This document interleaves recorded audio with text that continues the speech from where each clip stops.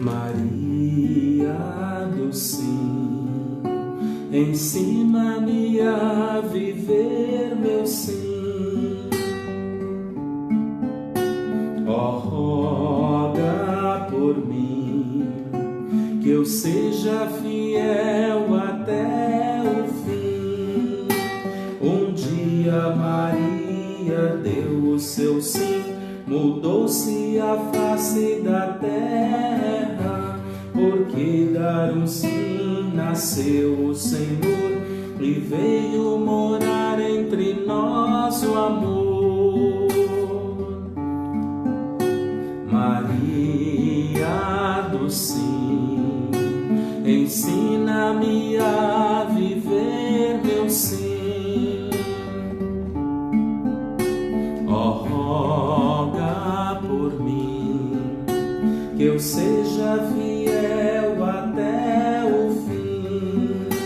Um dia também eu dei o meu sim, um sim que mudou minha vida, porque dar um sim é igual a morrer, a fim de que Deus possa em nós viver.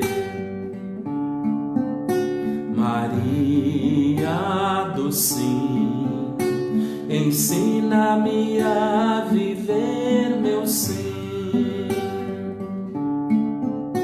Ó, roga por mim, que eu seja fiel até o fim.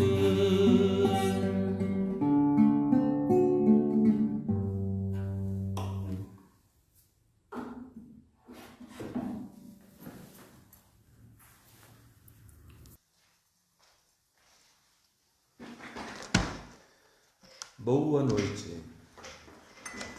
Vamos nos sintonizar. Momento importante das nossas segundas-feiras. Vamos ver. Muito bem, com o microfone, penso que facilita a nossa comunicação. Mais uma vez, nós estamos reunidos para dar continuidade à nossa aula de Mariologia, a nossa formação semanal. Assim sendo, nós ainda continuamos o tema Maria. E hoje nós vamos falar sobre o cotidiano de Maria de Nazaré. Olha que imagem bela, Nossa Senhora da Luz. É aquela imagem que na festa de Corpus Christi, lá em Curitiba, eu e Dom Francisco ganhamos de presente da Arquidiocese como sinal da nossa presença lá em Curitiba. Por isso, aguardo com muito carinho.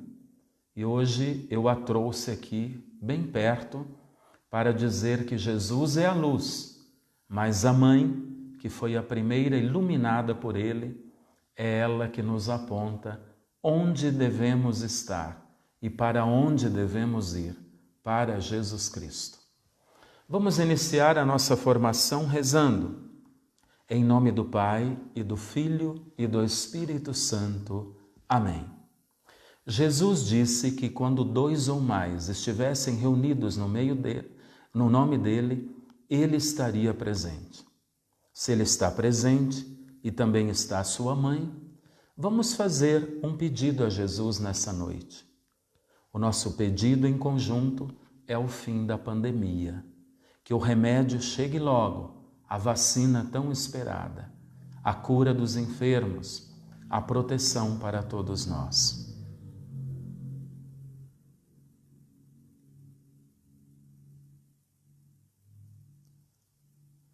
Ave Maria, cheia de graça, o Senhor é convosco. Bendita sois vós entre as mulheres, e bendito é o fruto do vosso ventre, Jesus. Santa Maria, Mãe de Deus, rogai por nós, pecadores, agora e na hora de nossa morte. Amém. Nossa Senhora da Luz, Nossa Senhora de Belém, Nossa Senhora Aparecida, Maria, Rainha de todos os títulos, Senhora, Mãe de Deus e nossa Mãe, rogai por nós. Em nome do Pai, e do Filho, e do Espírito Santo. Amém. Vamos então iniciar. A semana passada nós falamos da misericórdia. A mãe dá e dê misericórdia. Uma curiosidade sobre a vida de Maria. Como é que viveu a Sagrada Família de Nazaré? Sábado que vem, eu vou fazer a missa de abertura aqui na Catedral de Guarapuava, da abertura da Semana da Família. E durante a semana, todas as paróquias terão alguma atividade, embora restrita ou restritas, sobre a família com o tema deste ano. Eu e minha casa serviremos ao Senhor. E guarde bem, dia 12, na outra quarta-feira, nós teremos um bonito live da família. Para a Diocese de Guarapuava, é uma promoção da Pastoral Familiar, mas também para todas as dioceses. No dia 12, às 21 horas, vai ser mais cedo, tá bom? Mas eu estou falando da Sagrada Família porque nós vamos ver como viveu no cotidiano Nossa Senhora, São José, o Menino Jesus. E no que nós vamos nos basear?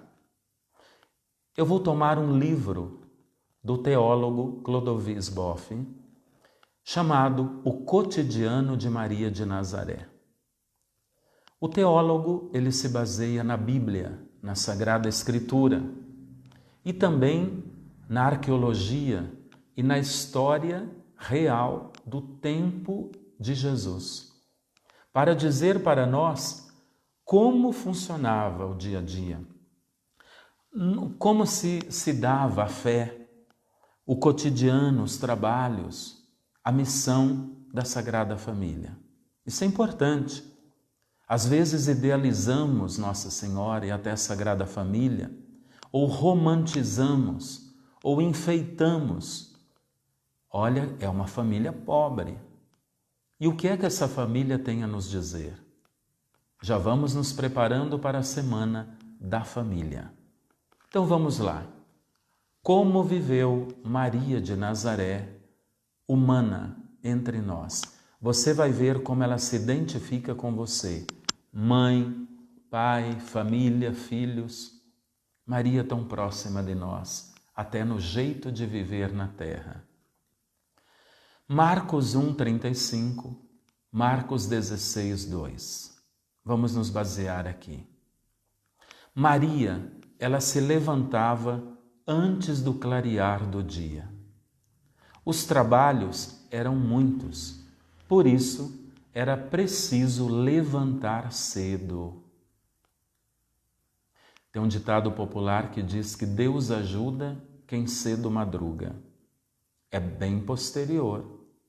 Maria levantava cedo antes do dia clarear, porque o dia era longo de atividades. Seu primeiro pensamento era a Deus, a Beracá, a oração judaica.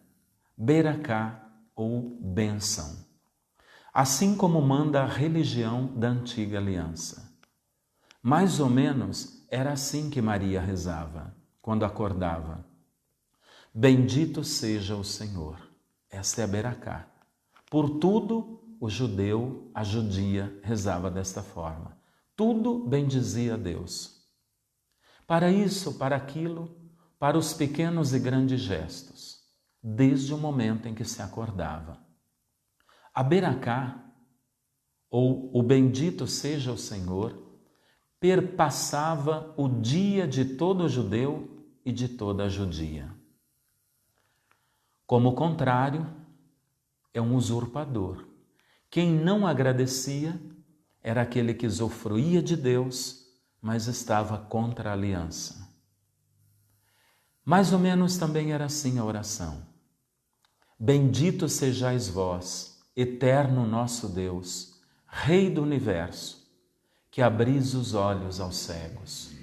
Olha lá, quando se acordava e abria os olhos, se rezava esta oração. Então se levantava, se estira os braços e se murmura: Bendito sejais vós, eterno nosso Deus, Rei do universo, que desatais o que está ligado. Perceberam? Se acorda e se bendiz a Deus.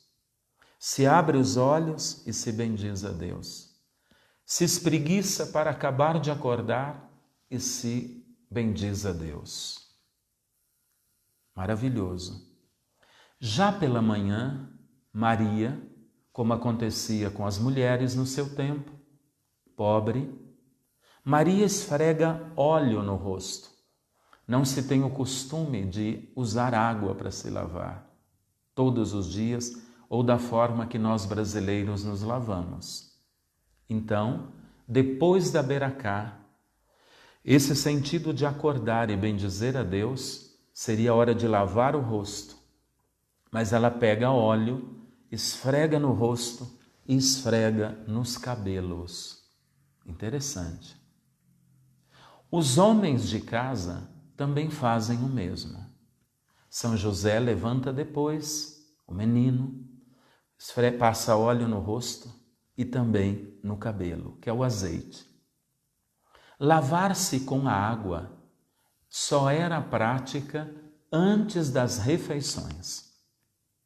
Entendeu? De manhã é o óleo, o azeite de oliva, tão comum naquela época e nos países europeus. Itália, muito comum. Antes das refeições é que se lava com água. Lembra que os judeus cobraram de Jesus porque ele e os discípulos não lavaram as mãos antes da refeição. Quando se purificam ritualmente as mãos até o antebraço. Então, antes do almoço, não das refeições, almoço, jantar, se lava as mãos e se lava também o antebraço. Só se toma banho completo por ocasião das festas. Isto aparece em João 13:10. Para nós brasileiros é difícil de imaginar, né? Os membros da família de Nazaré contentavam-se em lavar os pés, as mãos e o rosto. João 13:9. Uma tenda no terraço da casa servia de banheiro. Não se tinha banheiro, nem se imagina como os nossos. Então, no terraço da casa, uma tenda. E ali então se improvisava o banheiro. Com canecas se derramava água sobre o corpo. Assim era o banho. Assim era na Sagrada Família. Assim foi Maria. Assim ela se banhou. Com canecas. As pessoas mais antigas vão lembrar do banho com canecas, né? Já fui para as missões, lugares difíceis, desafiantes, banho com a caneca e água no balde. Com as canecas se derramam água sobre o corpo, que escorre pelo chão de argila, como a chuva. O chão é de argila, é de barro, nada de cerâmica. Nem se imagina a comodidade que temos hoje. Uma das coisas penosas para Maria, sem dúvida, era a lei do puro e do impuro, que atingia principalmente as mulheres. Maria, como mulher que é, ela se vê a cada mês biologicamente contaminada. Levíticos 15, de 19 a 31. A mulher, no período da menstruação, ela estava impura. Imagina Maria sem pecado. Ou, diante de Deus, como ela se sentia. Ela deve lembrar de suas primeiras regras, quando tinha 12 anos, como conta o proto-evangelho de Tiago, um evangelho apócrifo. Não é verdadeiro, mas ilustra um pouco como era essa realidade, o qual prossegue a narrativa dizendo que a adolescente ela teve que deixar o templo para não vir a contaminá-lo. Olha lá, a menina adolescente, no seu período fértil, não ia para o templo, porque senão ela contaminava o templo. Olha a mentalidade de época dentro da lei judaica, o puro e o impuro, que até no tempo de Jesus eles questionaram muito o Senhor. Os animais domésticos. Será que Maria, José, a Sagrada Família, eles criaram animais domésticos? Vamos lá. Ovelhas e cabritos, sim, com certeza. Também fazia parte do rebanho que se criava para nos dias de festa imolá-los, matá-los, era carne nos dias festivos. Também cachorro vive solto, um pouco mais raro, mas já nessa época nós temos cães. Um estado de cachorro ou de cães semi-selvagens era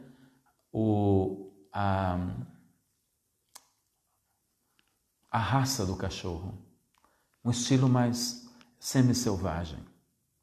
Pássaros, sim, passarinhos, pombos, galinhas no puleiro.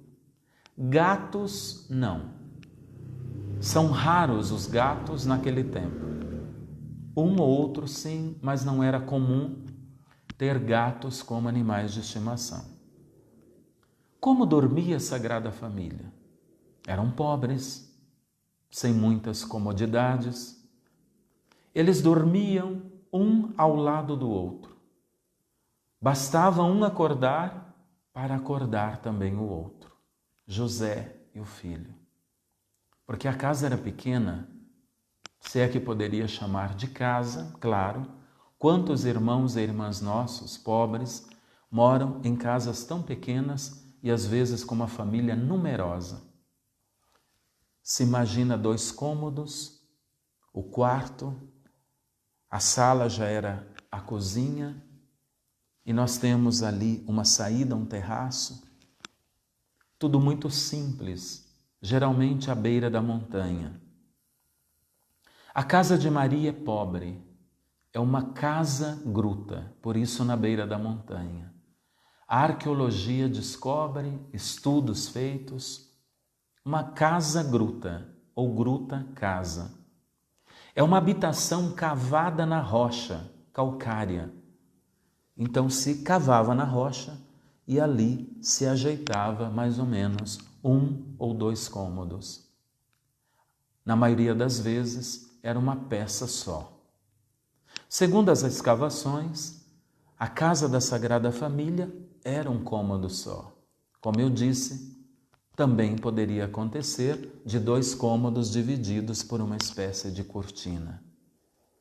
O chão era de terra batida. Talvez você, de mais idade, lembra na sua casa, né? Quando pequeno, pequena, no interior ou na roça, a casa de chão batido. Nada de cimento, nem existia nessa época. A casa é de chão mesmo. Os ricos têm casas de pedra, com o chão de laje. Mas não é assim que viveu a Sagrada Família. Imagine um pouco essa cena. Uma casa bem pobre, cavada numa montanha calcária, um cômodo, uma tenda fora para o banho e alguns afazeres, de chão batido, terra. A casa-gruta de Nazaré só tem uma porta de entrada, não tinha outra porta, pela qual, durante o dia, entrava um pouco de luz. Na cavidade da parede era comum ficar uma lamparina, uma lâmpada com azeite, porque quando precisava do fogo, você já tinha ali o fogo ao seu dispor. Então passava direto, dia e noite, acesa aquela lamparina, o que dava um cheiro do azeite, era um cheiro até perfumado dentro da casa. E se cavava, como é terra, na parede, aliás, na pedra, se fazia essa cavidade e ali ficava então a lâmpada. Jesus falou muito disso. Vós sois a luz do mundo, ninguém acende uma lâmpada, Que lâmpada Jesus falou? Não falou das nossas lâmpadas. Ele falou dessa lamparina que na sua casa tinha. E quantas vezes ele que colocou óleo, ele que acendeu ou apagou aquela lamparina. Maria mantém acesa para ter sempre o fogo disponível. Isso também dá um cheiro de aroma adocicado dentro da casa. Faça o teste, viu? Azeite de oliva. Um cheiro mais adocicado. Esse era o cheiro. Então ali dava um certo perfume na casa e o fogo à disposição, que era trabalhoso para fazê-lo. Não se tem fósforo. Como morava a Sagrada Família? Ou seja, quem eram os vizinhos? A espécie, o jeito de viver dos pobres é o clã. O que é o clã? O pátio na frente da casa é comum. 4 ou 5 famílias. Olha lá, os pobres, bem vizinhos, todos são aparentados de José. Então vamos lá. A mulher, depois do casamento, ela ia morar não só com o marido, mas ia morar junto aos seus familiares, o clã do marido. Ali estavam os parentes todos. Maria deixou a sua casa, a casa de Joaquim e Ana, e foi morar entre os parentes de São José. Aliás, no Evangelho de Marcos, quando vimos o Evangelho de Marcos, a família de Jesus, vimos que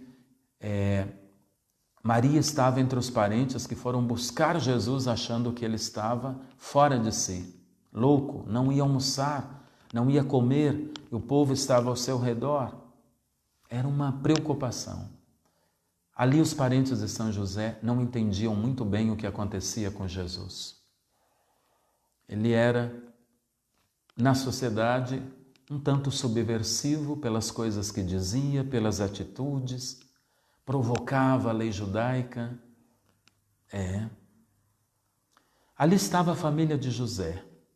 As famílias de Tiago, de José, de Judas, de Simão, que em Marcos 6,3 se fala os irmãos de Jesus, que na verdade não são irmãos de sangue, mas são primos de Jesus. Jesus mora entre os seus primos, entre seus parentes.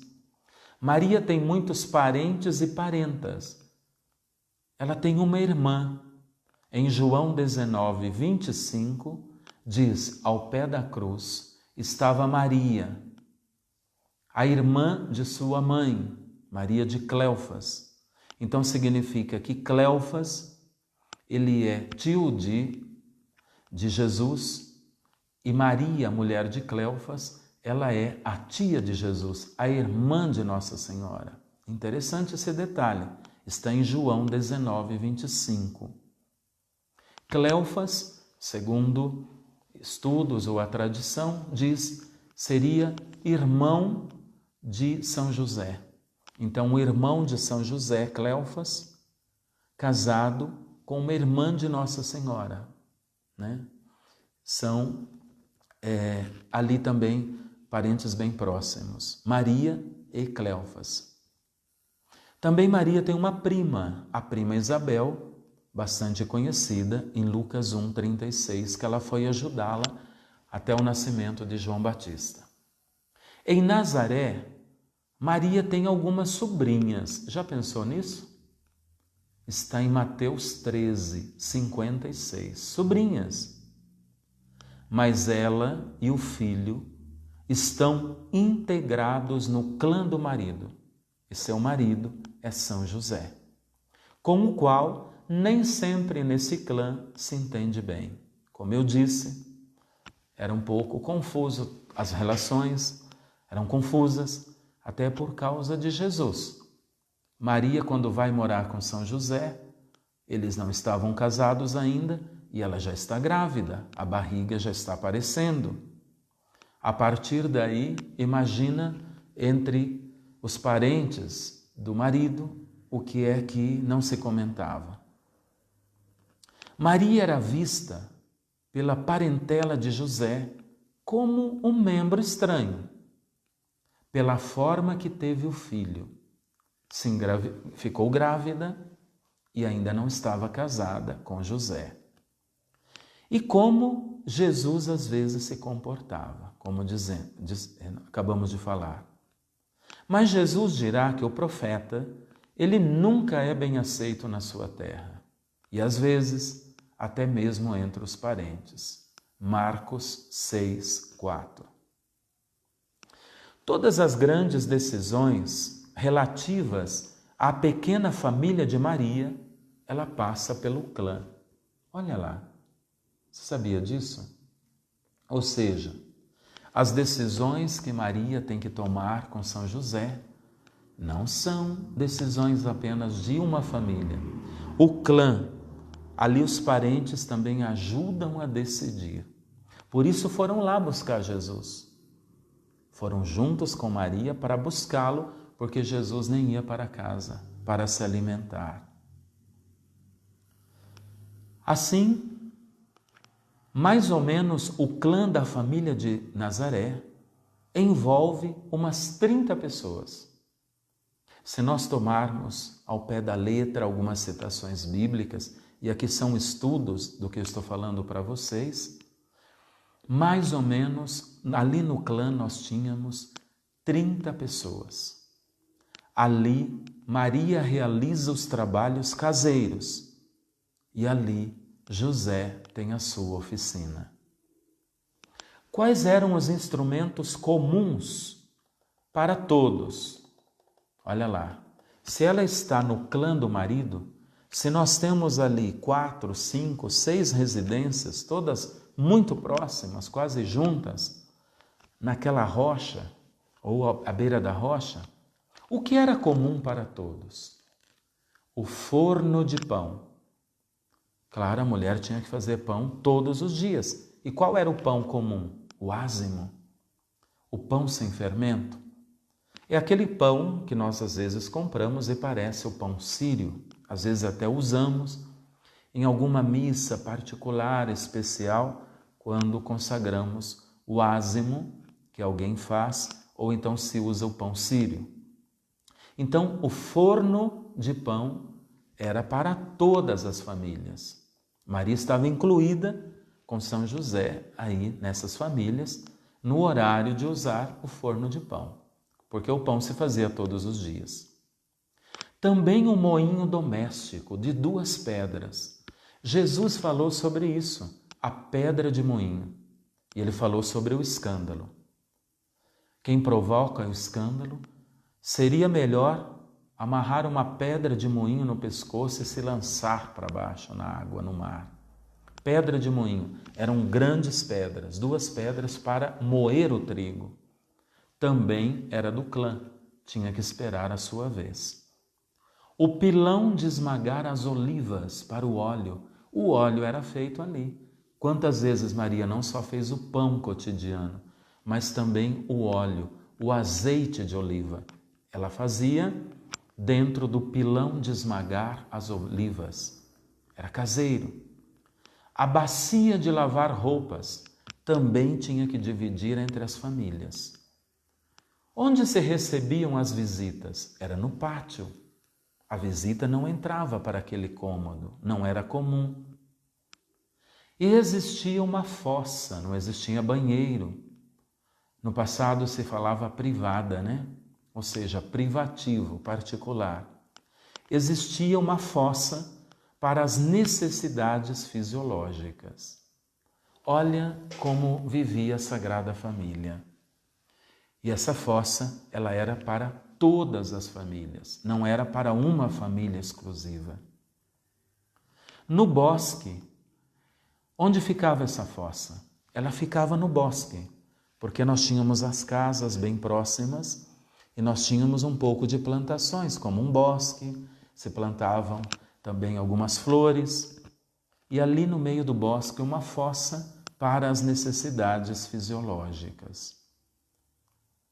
Até aqui, neste momento de fazer as necessidades, se rezava a Beracá, ou seja, a oração de ação de graças. Por tudo, o dia todo, das pequenas e grandes ações, afazeres, se rezava bendito sejais nosso Deus. Tudo se rendia graças a Deus. As flores. Se cultivavam flores. Era comum as famílias plantarem, terem pomar e flores. Com certeza no pátio da casa da Sagrada Família, aí no clã, entre as outras casas dos parentes de São José, existiam flores. Porque a Galileia, ela era conhecida por ser uma região de muitas flores. Quais são os tipos de flores que se cultivavam naquela época? Que flores Maria talvez teria colhido para colocar num vaso? Tulipas. Também jacintos, narcisos, hoje pouco comum. Há pouco tempo eu vi uma plantação de narcisos, parece uma orquídea pequena de chão amarela, jasmins e também os lírios do campo, que Jesus inclusive falou deles, Mateus 6, 28. E também rosas. Olha lá, essas são as flores mais típicas da época de Nossa Senhora. Vou repetir: tulipas, jacintos, narcisos, jasmins, lírios do campo e rosas. Quais eram as árvores frutíferas mais comuns? As mais comuns eram as videiras, uvas, e figueiras, os figos. Vamos ver em muitas passagens dos evangelhos esses dois tipos de árvores frutíferas. Vamos ao cotidiano, o dia a dia. O que Maria fazia no dia a dia? Depois de arrumar a casa, aquele cômodo com várias coisas ali dentro, a primeira coisa que Maria tem que fazer logo cedo, olha lá, levanta cedo, passa óleo no rosto, no cabelo, vai fazendo a beracá, todos os gestos, tudo com oração. Olha o nosso costume cristão, herdamos dos judeus, ação de graças, bendizer a Deus quando se acorda, rezar pela manhã, tem até oração muito simples. Com Deus me deito, com Deus eu me levanto, lembra? Aprendemos lá em casa, com a vovó, com os pais. Muito bem. Maria depois arrumava a casa, colocava as coisas no lugar e a primeira coisa que ela ia fazer, logo cedo, era buscar água. Esse era um trabalho da mulher. O homem não buscava água. Lembra da samaritana quando Jesus a encontrou junto ao poço de Jacó? A samaritana era uma das últimas que foi buscar água, mas ainda de manhã. João disse que era quase meio-dia que aquela mulher chegou. Certamente ela deixou para ir mais tarde por causa da fila das mulheres ao redor do poço. O poço era o lugar do encontro, do bate-papo, às vezes até das fofocas, né? A mulher é que busca água. A fonte é o ponto de encontro das mulheres da aldeia.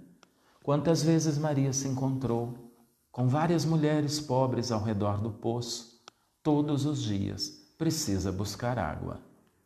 Maria volta para casa com uma espécie de moringa na cabeça, sobre uma argola de pano. É comum no tempo dela, olha lá, colocar uma argola de pano sobre a cabeça e colocar a moringa com água, uma grande moringa. Podemos imaginar quantas vezes Jesus foi com a sua mãe, os meninos, olha lá, as crianças acompanhavam as mães. Quantas vezes Jesus foi ao poço, aquele poço comunitário, com sua mãe buscar água e ajudar. Uma vasilha pequena, o menino já levava, ajudava a mãe. O pão é o principal alimento do judeu. Maria faz o pão em casa, todos os dias. Olha como é trabalhoso. Por isso que tem que levantar cedo, ou tinha, porque o dia era muito ocupado. ela faz o pão. E o pão dos pobres é de cevada. Os ricos comiam o pão feito com a flor do trigo. Aqui estamos diante de uma família pobre. Por isso essa família, ela faz o pão de cevada. Quer uma prova? João, na multiplicação dos pães. Ontem o evangelho era de Mateus, não fala do menino pobre com pães de cevada. Em São João se fala.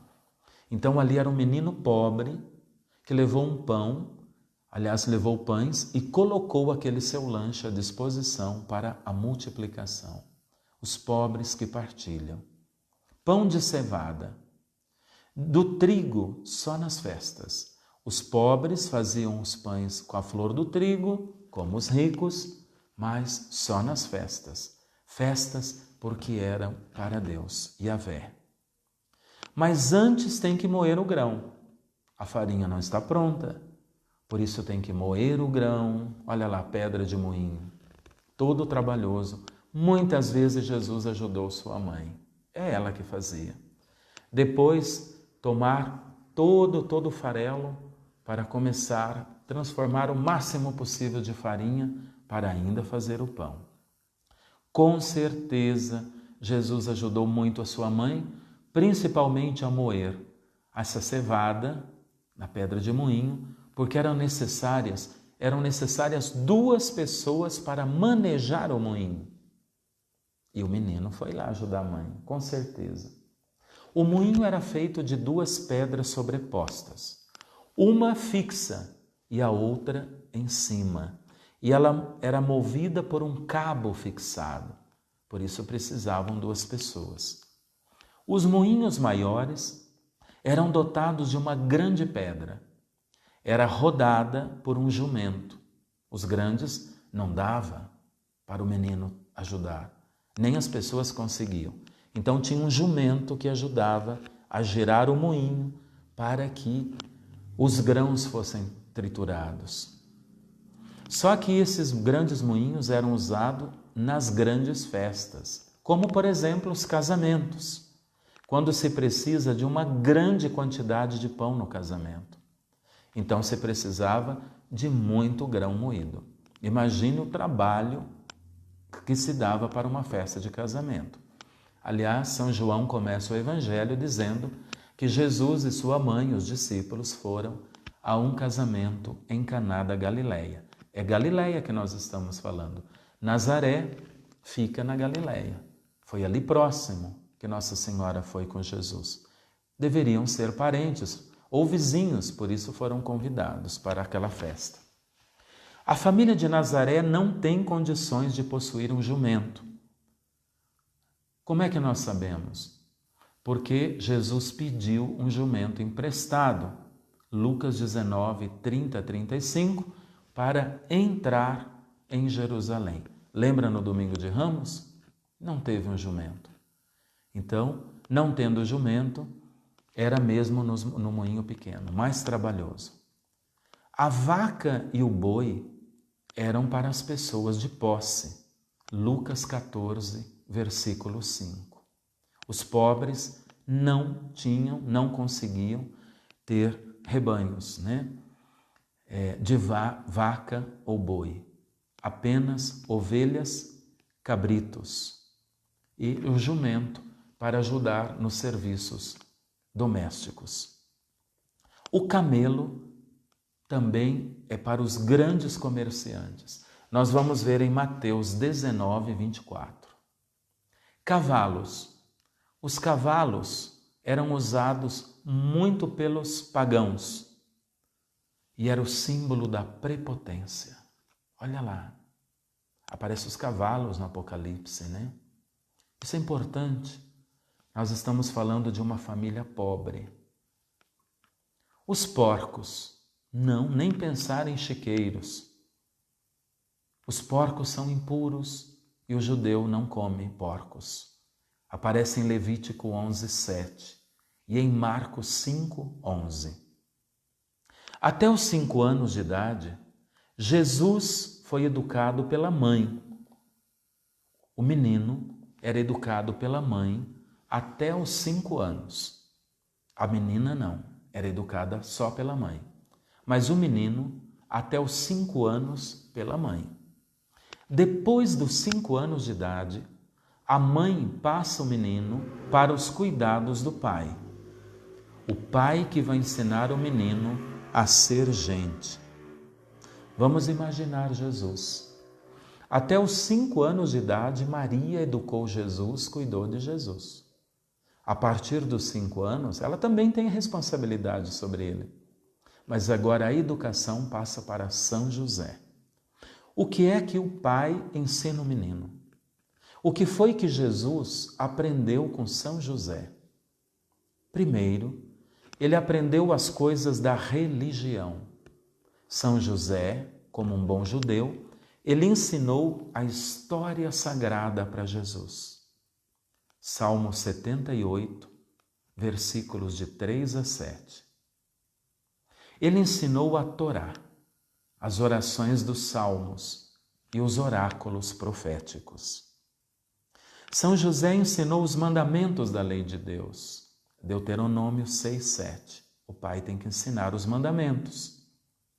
São José ensinou para Jesus o sentido das festas judaicas, o sentido das festas da religião. Isso está em Êxodo 13, no versículo 8. Também São José ensinou para Jesus, depois dos 5 anos, algumas tradições dos antigos.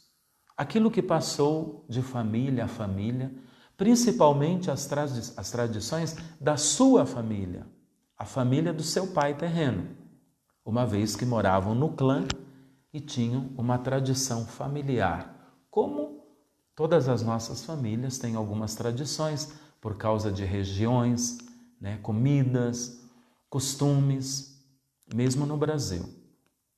Às vezes o dialeto, olha lá, o hebraico é a língua, o aramaico é o dialeto. Também São José ensinou a Jesus, depois do sentido do seu ofício.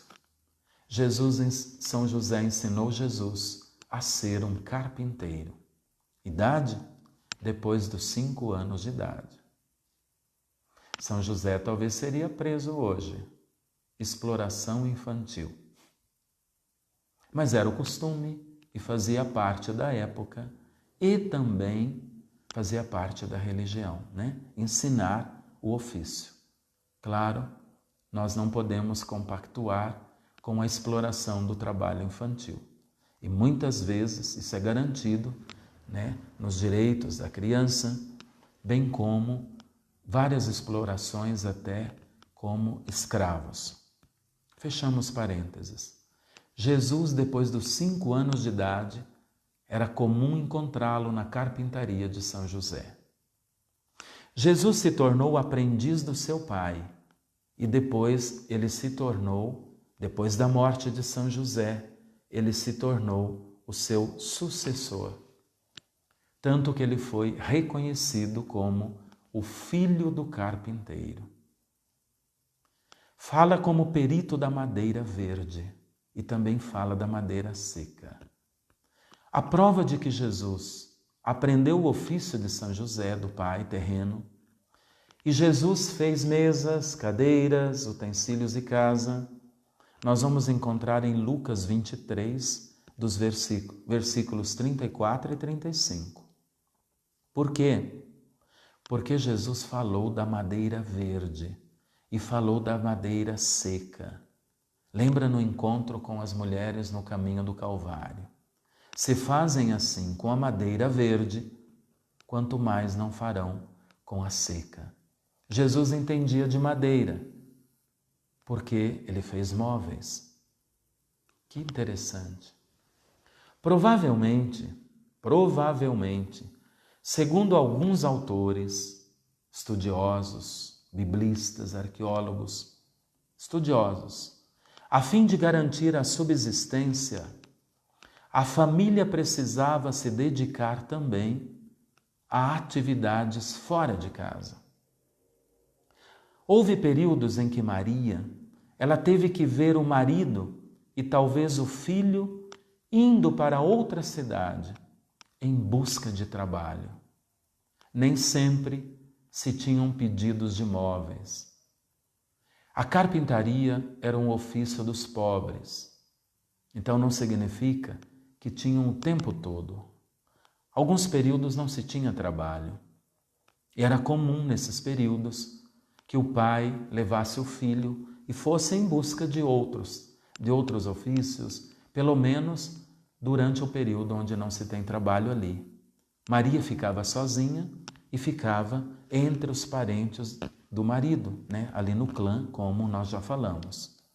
Assim sendo, provavelmente José e Jesus trabalharam como boias frias na construção de uma cidade, Séforis, a nova cidade que Herodes Antipas, no ano 4 a.C., ele decidiu construir. Isso é histórico.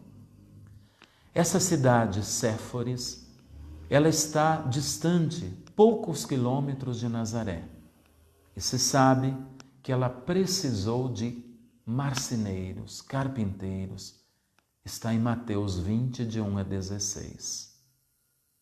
Certamente, São José com Jesus foram trabalhar nessa cidade. Daqui vem a cultura urbana de Jesus. E os termos que Jesus usou, que não era próprio da vila de Nazaré. Nazaré é uma vila pequena.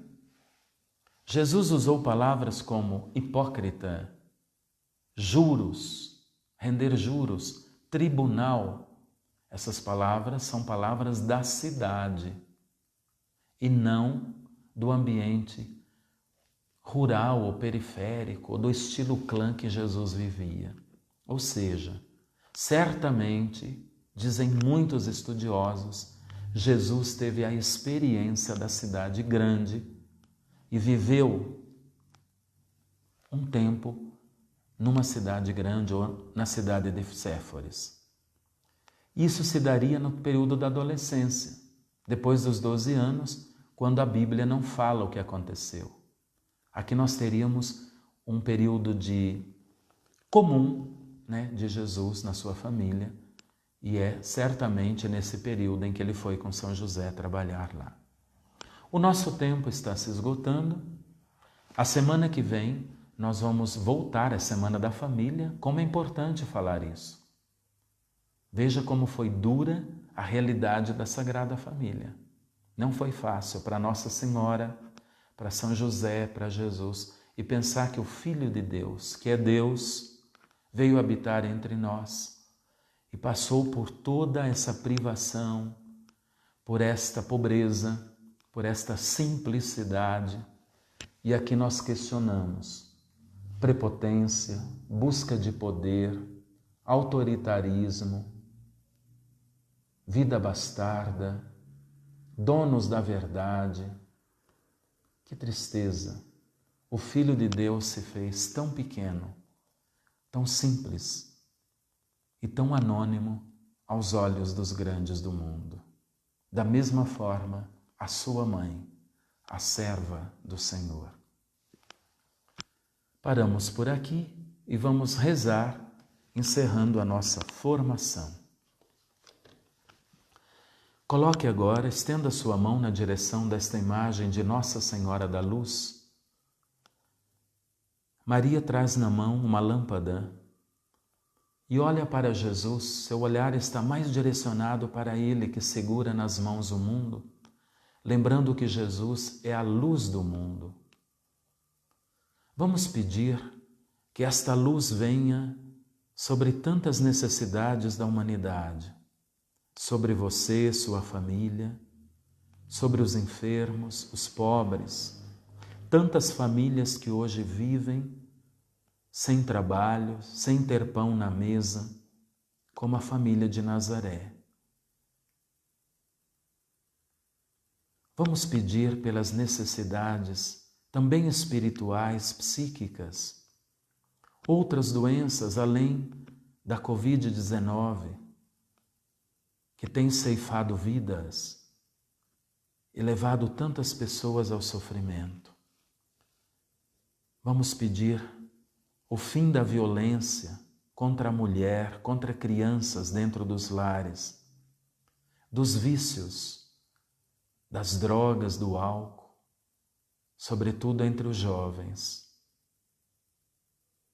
Vamos pedir mais valorização dos idosos, a santificação das famílias. Coloque seu pedido novamente a Maria.